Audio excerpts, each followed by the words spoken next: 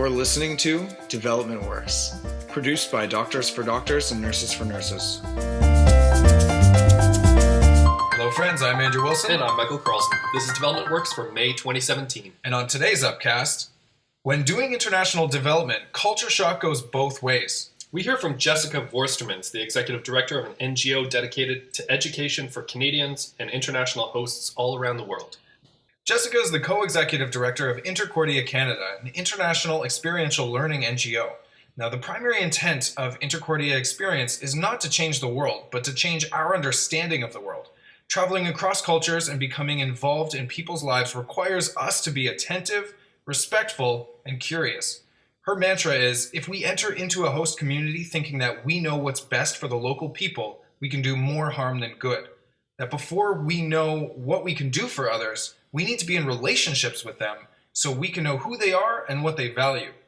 Intercordia encourages participants from Canada to enter into a host community or family with a desire to learn and an attitude of openness and non-judgment.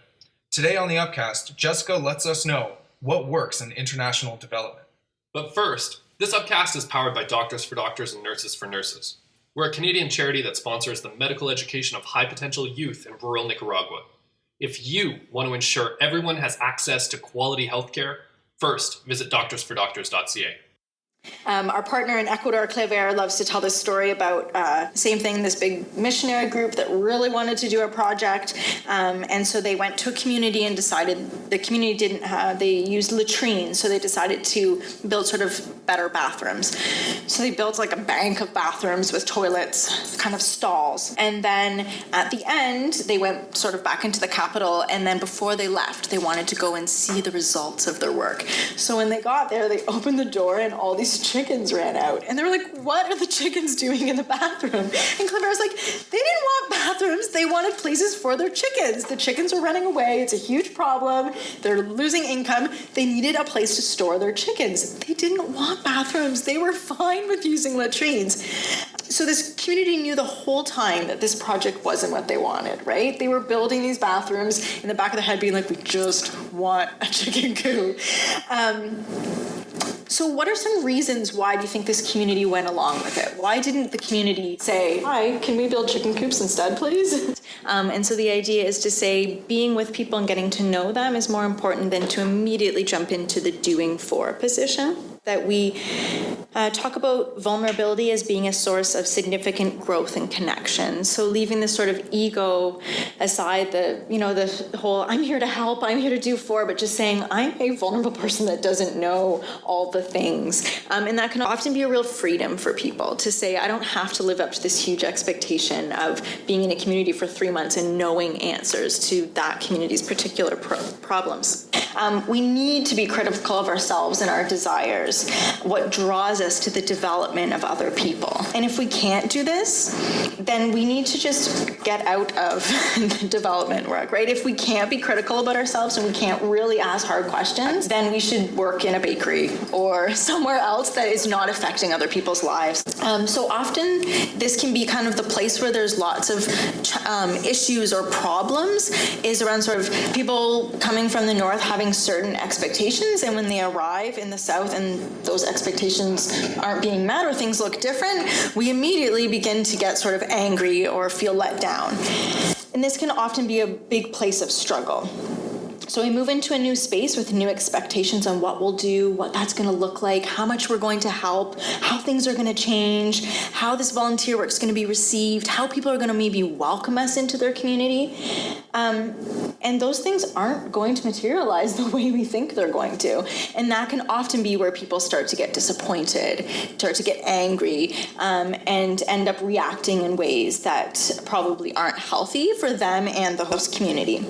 So I want to end by asking us to think about this idea of always being open to failure, that it's okay, that it's going to happen, that donors don't like it, right? That oftentimes in a project it has to be done or things like that. But we're working with humans, and we're working with humans who have lives, and that doesn't always fit with their lives. How do we sort of enter into this thinking that this is going to be normal, that things are going to fail. That if we go halfway in and the community says we don't want bathrooms, we want chicken coops, how are we actually going to work with donors back home to say this isn't going to work and we need to change this, and I'm not okay if we don't change this? And so knowing that it's hard and to work and navigate in cross-cultural situations, we'll fail, we'll do things wrong, but that we need to really be open to those who we're going to help coming back to us and sort of checking us on our privilege or checking us on what we're not doing right. And that we need to be open to that and not open the way to say, yeah, I'm going to do that, but really to say, what's that going to look like when I'm on the ground and someone says to me, like, you've just given up 3 months of your summer to come here, but we don't like what you're doing, that you're going to say, okay, I'm going to be open to that. That's going to be really hard to hear, but I want to do that. Northern Expectations. Not, in fact, a hit TV show in the Yukon, but a real problem we've seen time and time again, Andrew, throughout the international development community. And people from the global north, with their often global-sized egos, trying to help in really the ways that they know best, but it's problematic. Yeah, I'm starting to feel that failed international development projects are just broken representatives of broken people's egos, kind of scattered throughout the land. That's intense. And Andrew, I'm sure you also have empathy for the people who have good intentions, but as do I. I hear you on that fairly epic point of yours. Now, on a side note, in the clip, we really want to protect ourselves here from the Bakers Union by stating that Jessica's views on bakers are not necessarily those of our organization. Definitely not of ours. Yeah, we love bakers here on the show.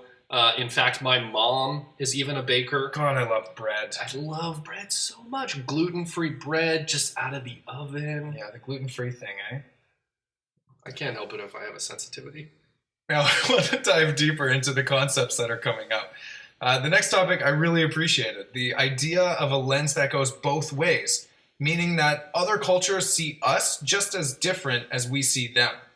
It's a more complicated version of the argument, I don't have an accent, you have the accent.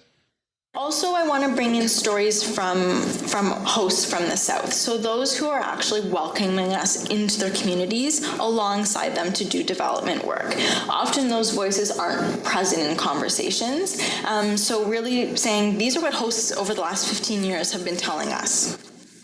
So really at the heart of development work, we're talking about cross-cultural learning, cross-cultural relationships, working with people who are different than ourselves.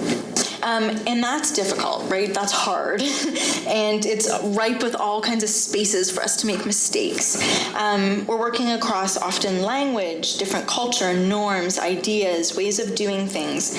And that goes both ways, right? So we're figuring out other people, but other people are also trying to figure us out. Like, who is this group of white people coming into our village and what are they here for, right? The gaze goes both ways. So the second theme I wanted to explore is where those in the South might think that we from the North are underdeveloped. So where are we lacking or maybe even weird or shocking? So how might it be hard for those from the South to work with us from the North? What might be things that we do that are shocking to them? So if you've done any experiences abroad, we often talk about the culture shock, right? So we say that when you get there, you're going to experience culture shock. And we use this term for only specific countries, right? So when one's going to work in Rwanda, we would talk about culture shock. Honduras, Burma. But when one's going to study abroad in France or Germany, no one talks about culture shock. No one says you're going to be really shocked by French culture. It's only specific places in the world where we use this term culture shock. We imagine certain countries as shocking, but there are pieces of our own culture that are shocking to those who are welcoming us. So our partner in Ecuador actually sends students back to Ecuadorian young people to Canada to come have an experience in Canada. And so Clever, our partner, tells this great story about a young Ecuadorian girl who was placed in an old age home here in Canada.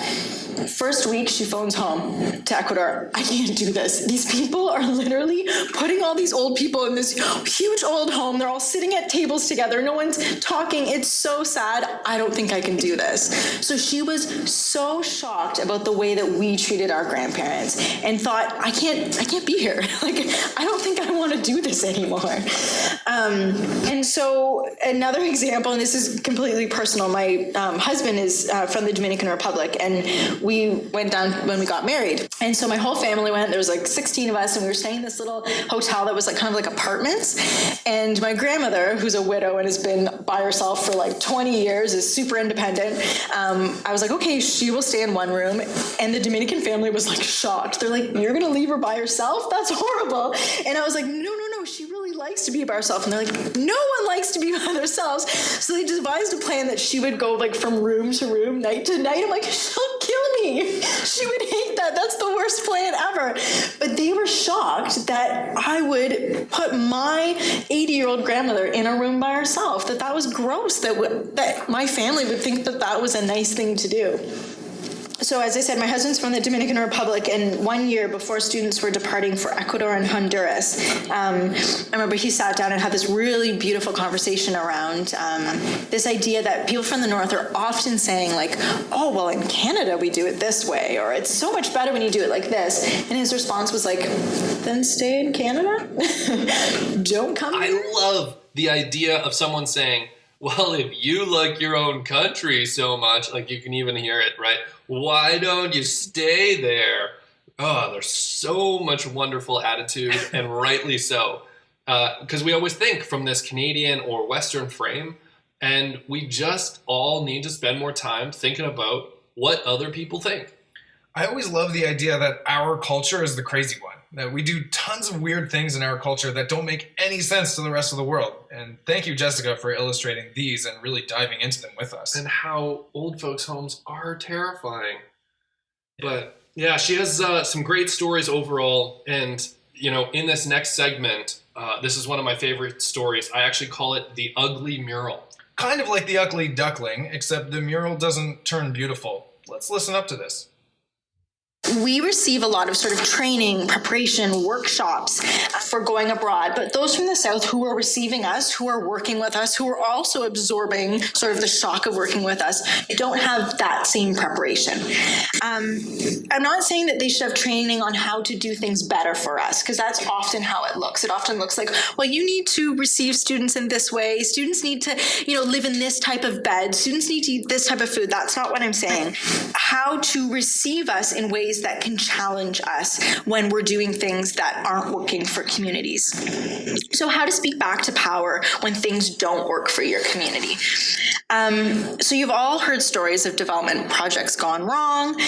They're everywhere. It's happening all the time. Well, our partner in the Dominican Republic, the last time I was there, they had this huge mural that was painted on one of their walls. They're a farming cooperative, and it was so horribly painted. Like, it was just ugly. And I was like, what is that? And he said, well, we have this group that comes that's, something like volunteerism, basically, that comes to do development work, and they really want something that they can show. So it has to be a thing that they do. So they wanted to do this mural. And so I said, well, ask someone, like, why are you letting them do that? And he's like, you know how the gringos are. Like, what are we going to do? They want something that they can take a picture of. And so for him, there's this relationship, right? And they gain a little bit of income. There's ideas of things could lead to the future, right? So maybe our young people could go to Canada and have a reciprocal relationship.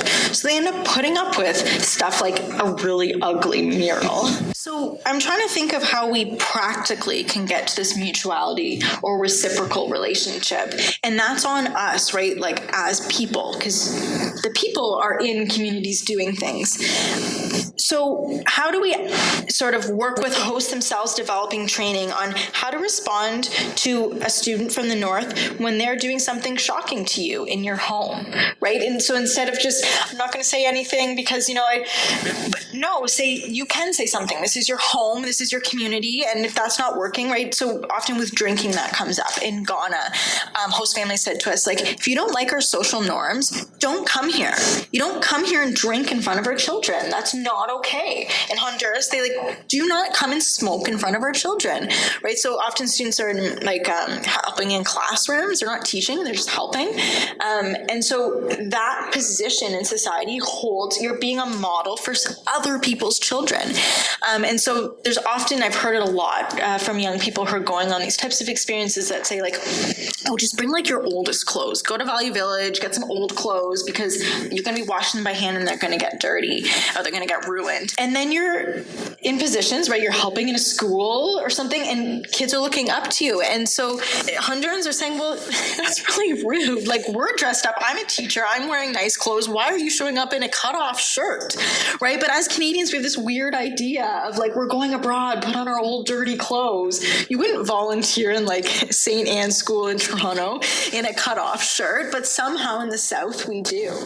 How can hosts say that's not okay? You can't wear that, right? So when I was in Dominican Republic, I got called on that. I was wearing shorts and they weren't short.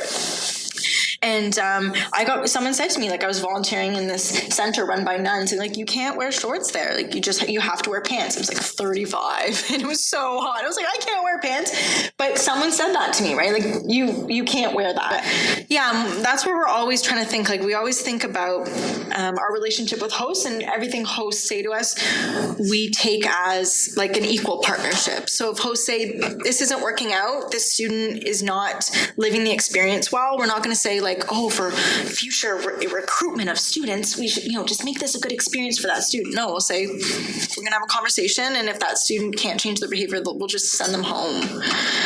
So I think that there is, because of all this idea of the way we imagine the other, we don't enter into relationships that are trusting, where hosts can actually say those things to us, where we don't trust our host partners, where we think host partners are being shady or unaccountable or all those kinds of words. And then we're not able to have those hard conversations. If you have to have an exit strategy, the host should be involved in what that looks like, and not just that conversation happening for the good of the organization based in the North. I actually see this as the answer to Jessica's first main point in the episode, that we should work with local partners to teach us how to do better. In the chicken coop story, if some of the locals had this training, they would have ended up with chickens in a coop, not chickens in a bathroom. That's not a failure of the local population to communicate their wants and needs. That's a failure of people coming in with money and not actually listening to what the community needs by asking the right questions. I like that this discussion puts the onus on the newcomers to train local partners and even pay them for their time to discuss how to improve outside ideas. Chickens in a coop, not chickens in a bathroom, our new hit country song. Chickens in a coop, not chickens in a bathroom. Anyways, it's totally a great idea, and one that we seriously need to consider implementing in our own programming in Nicaragua, really. But on a different note, I can't think, in a serious note, I can't think of many funders who would actually support something like that. So I don't know. I guess the big question is, how do we normalize failure? Andrew, you and I talk about this all the time, right? Being open to failure, being in a state of exposure to the possibility of failure. I don't know. I guess the only thing is maybe one day we hope to drop all the ego. And this might even go back to our last episode where we were talking about, being creative could actually help us find solutions in this area. Mm-hmm. Now, Jessica Vorstermans has an interesting perspective here, and I was really happy to sit down with her for the event and have that discussion. She's doing a PhD from York University in critical disability studies and is an executive director of a leading organization in its field. So to me, she was the best possible candidate to answer questions around sending Canadians abroad to developing countries. She also has some pretty great jokes and quotes in there, which I know the group appreciated. So thank you very much, Jessica. Thank you, Jessica. And for all our listeners, if you want to hear everything that Jessica Vorstermans said in her live interview with us, you can find the extended version of this upcast on our website, doctorsfordoctors.ca, under the Development Works tab. Our Canadian charity strives to do the best international development work possible, and as we continue to learn, we are sharing all our learnings with you. And we would love to hear from you too, so drop us a line on our website to find out where you can see our next event live. And now, updates for the month. In Doctors for Doctors and Nurses for Nurses this month, I just received 2 letters from our medical students in Nicaragua. One from Kimberly, saying that she is taking on a new medical placement in Jinotepe, Nicaragua, to go through her surgical rotations, very exciting, and one from Brandon, who is entering his more difficult courses this year like biochemistry and microbiology, and is excited to start to learn how to transition that knowledge to help his community. On our Canadian side of DFD and NFN, our HR team is writing a bunch more policies to keep us on track, and over in our volunteer network, we're still looking to recruit an accountant to help us with our books, so if anyone out there in Radioland knows anybody, please send them our way. In fact, anyone wanting to volunteer with our organization in any capacity can now go to our website and apply it through the Contact Us tab. Well, that does it for this month's update on Doctors for Doctors and Nurses for Nurses. Anything else, Andrew? Yeah, let's hand it back to Jessica for one last really good example of how other cultures think we are weird. So there's all these places where those in the South welcoming us are thinking we're shocking. We did a big study with lots of our host partners asking them these kind of questions, and a lot of it was around food and the fact that we aren't communal with our food. So like some of it I think as university students, we like cook our own food and stay in our own rooms, and that's like really shocking for people from the South. Like, why are you eating that snack in your room by yourself? Like, come out and share the snack. And it speaks to like deeper things. It's not just about a bag of chips. It's about the fact that you don't want to be with other people. And so we talked to hosts in like 6 different countries, and food was one thing that we heard in every single country around why don't they want to eat our food? Do they not trust us? Do they not think we can like feed them food that won't make them sick? In Ecuador, they often told stories. There was like a story going around the whole community that the Canadians would go eat pizza. And it was like, why are they going to eat the pizza? The pizza's gross. Why are they going to do that? But it was really, it spoke to a thing of like, you don't trust me. Like, food is love, and I'm trying to show you love. And why aren't you taking that? And that's everything for this month's episode of Development Works. Thanks for listening.